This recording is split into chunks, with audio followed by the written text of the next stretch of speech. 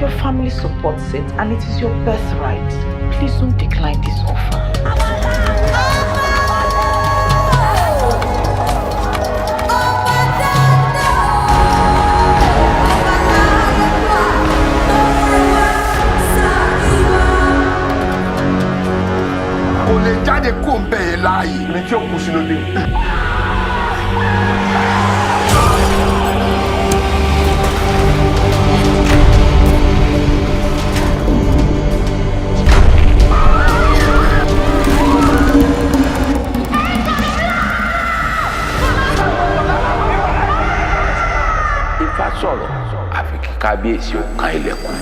What are you saying?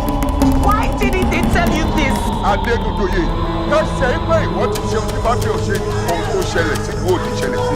I don't want to hear it.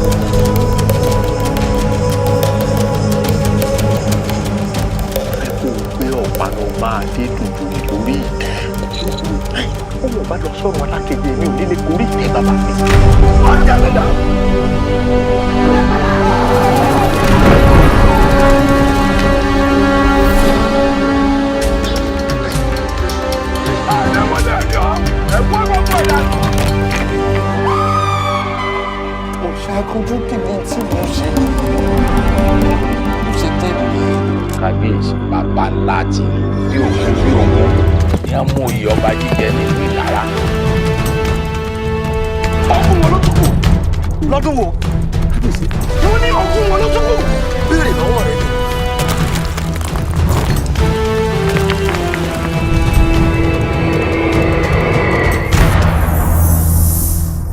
Òrìṣà ògbé tutù bẹ́ẹ̀ ibi ò dáwọ́ dúró nílùú Ìlara.